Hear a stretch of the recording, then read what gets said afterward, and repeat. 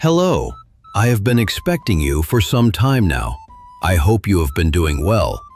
I am sure you are wondering where you are and why you have been summoned to this place. Fear not, I will protect you. For this is our channel's first video. Yes, you heard that right. The beginning of a truly great era. You might ask yourself, what kind of content will they make? And my response to you is, I don't know, whatever, I guess. Little bit of this, a dash of that, a hint of this. There is one thing I can assure you with 100% confidence. No matter what we produce, it will be magnificent. Now on to the next guy, to rapid-fire questions I know you have. So guys, I will be answering your question. Number one, will this channel be AI slop? No, absolutely not. In fact, the only reason this video has AI voice is because I am travel right now, guys. Don't worry, everyone. Number two, will I start OnlyFans? No. Number three, how often will I be posting? I don't know yet. Editing is very hard and takes me forever. Number four, do I like shoveling dirt to make a big hole? Yes. Number five, what is my favorite item on the Taco Bell menu?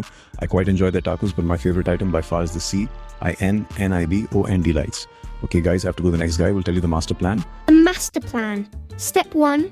Acquire a vast audience by stealing viewers from other YouTubers on by making them understand that my conquest of YouTube cannot be stopped.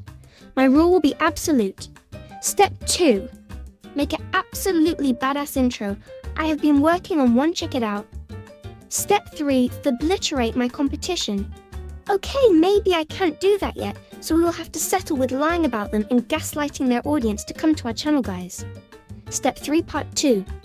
Do 7 push-ups per day. Step 4. Become an editing genius that will be feared for generations to come, truly a force of nature. Step 5. Sit back and watch our vast empire grow. It will be magnificent. Step 6. Sell a course to you guys so I can be rich. Just kidding, guys. I won't sell you any courses. But if you want to, please check out my supplements. They are very good for you, I promise. Okay, next we will talk about my strengths and weaknesses. I will tell you my strengths and weaknesses. We will start with my weaknesses. Number 1. I work very hard and never give up. Number 2, I am hard. Number 3, I can do 43 push-ups without stopping. Number 4, I am a disappointment to my family. Number 5, one time I had really bad diarrhea. Now on to my strengths. Number 1, I am very strong and cool and very handsome. Number 2, I am great with the ladies. Number 3, my mom says I am the best ever. Now on to the special surprise. So you're wondering what this magical surprise is? Okay, I will share it with you, but first I need you to watch this short clip real fast. Wasn't that awesome? Okay, now for the surprise. Drumroll, please. My favorite color, but it's called Starling Orange. Wasn't that so interesting? Aren't you so glad you subscribed to me and liked the video and shared with all your friends and are still watching this because this is so interesting? But seriously, don't turn around too fast. The next stage of our first video will be a long and detailed story of my life, so make sure you're paying attention because there will be a quiz at the end, and if you fail, it's $5 to take the test again. Here is an interesting story that you will enjoy. There's a specific kind of quiet that only exists in the country. Not the quiet of a library, or an empty room, or a Sunday morning before anyone wakes up. This is something older, something that doesn't just mean the absence of sound. It means the absence of anything that would make a sound. No wind, no insects, no distant traffic bleeding over the hills. Just a deep, pressurized stillness, like the world is holding its breath. That's what Billy noticed first when he pulled into the driveway of his grandmother's house for the last time. The quiet. She'd been gone 3 weeks. The county wouldn't let the estate sit longer than 60 days before requiring a walkthrough and formal inventory, so Billy had driven 4 hours alone on a Tuesday in late October to do what needed doing. The house was a 2-story colonial on Della Road, the last house before the road dead-ended into a tree line. The nearest neighbor was almost a mile back. His grandmother had lived there alone for the last 11 years, ever since his grandfather passed. The family always worried about that. Isolation does things to people. But she had insisted she was fine. She always insisted she was fine. He found the spare key under the 3rd porch step, exactly where she always kept it. The front door opened into a hallway that smelled like cedar and old paper. Everything was exactly as he remembered. The coat rack with her rain jacket still hanging on it. The round mirror with the brass frame, the small table with a dish for keys. He set his bag down and stood in the silence. Then he noticed the chair. In the living room, positioned directly in front of the window, was an armchair. Her armchair, the one she'd had for 40 years. And it was facing out. Not toward the television. Not toward the fireplace. It was pulled to face the window that looked out over the front yard, toward the road, toward the dark line of trees at the end of the property. Billy stood there for a moment, trying to remember if it had always been like that. He didn't think it had. He told himself she must have moved it. She was old. She liked to sit and watch the yard. That made sense.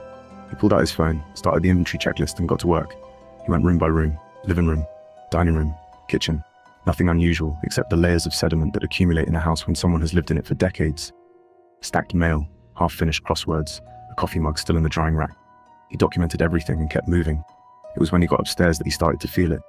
He couldn't name it at first, just a low awareness, like the one you get in the seconds before your phone rings, when something in your body knows before your mind does. He moved through the guest room, the bathroom, the small sewing room at the end of the hall. Then he reached her bedroom. The bed was made. The curtains were drawn. On her nightstand was a glass of water, still full, as though she'd just set it there. And next to it, a small notebook. He picked it up. The last entry was dated 3 days before she died. He almost didn't read it, but he did. It comes to the tree line around dusk. I can see it from the chair. I don't know what it is, but it stands there and it watches. I haven't told anyone because I don't think they believe me and I don't want to be put somewhere.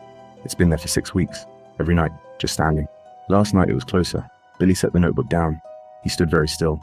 Then slowly, he turned and walked back down the hall, down the stairs, and into the living room. He stopped in front of the armchair. He looked at the window. Outside, the yard was grey in the failing light. The grass needed cutting. The oak tree by the mailbox had dropped most of its leaves. The road was empty.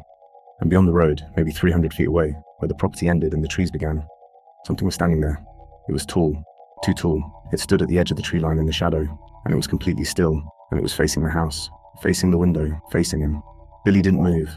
His mind ran through explanations.